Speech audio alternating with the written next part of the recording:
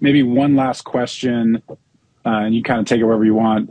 Matt asked, how do you make a vocal, basically, how do you make a vocal feel upfront without sacrificing the track? You know, I mean, I think it helps a lot with the style of music you're doing. You're not getting the like Serbian pop, everything is in your face, having to carve out weird spaces for the vocals. But how do you, I mean, you do have that is a big part of it, carving out spaces and getting the vocal to like handling a lot of the small shit, the problems with the vocals. So when you push it up, it isn't abrasive. When you clean up stuff a lot, when you handle a lot of these issues, you're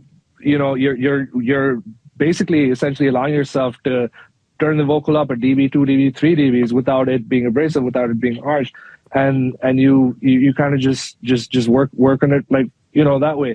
I feel, and then a lot of times it's things like, you know, does it need some parallel stuff? Do you need maybe a light chorus on there, or a parallel black box maybe, or just something, or a small room verb to like just mold it into that space. And give it its own little cubicle in the middle of the mix. And like once you've done all of these things, I think like the most basic thing, and is usually something that I do, I mean, I'm constantly doing it, but right at the end, that one last thing is just going in and like the whole vocal track, you might have to like maybe up to a dB, you're either automating, I do trim automation right at the end, either like, it's usually like 0.3 to 0.5, but sometimes maybe even 0.7 or even a dB. You don't know, and just like making sure every word comes up, making sure that, you know, sometimes, and I deal with this with rappers a lot, they'll eat up the first word. Yeah. So it's going in with clip gain and drawing a like kind of a line like that. So the first bit is boosted, and you can like see the waveform like, you know, come to life almost. I was just literally just doing that yesterday on a record. Yeah. The amount of, I think people really underestimate the amount of clip gaining and various forms of vocal automation they get done. That's really, to me, that's really the secret, because especially because so many producers are making amazing sounding beats. So the track feels pretty great usually.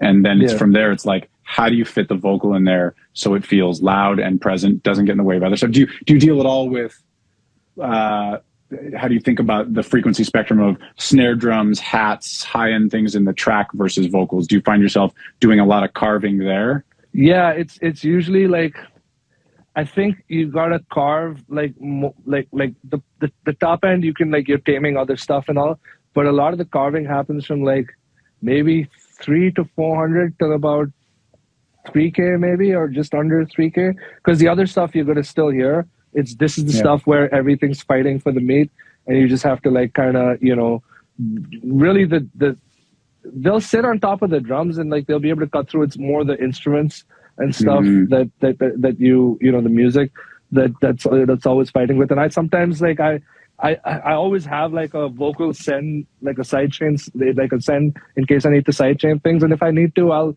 sidechain like with a multi-band the lead vocal and just get away if you know, the carving out and none any of that stuff doesn't work. I might just do that sometimes, you know. Meaning you'll put a multi-band compressor on like the music bus and get it to duck just a usually little bit in the vocal range? On an individual instrument, on a particular instrument. Yeah, maybe the music bus if it really needs it. But you know, and a good one for that is this plugin called Track Spacer.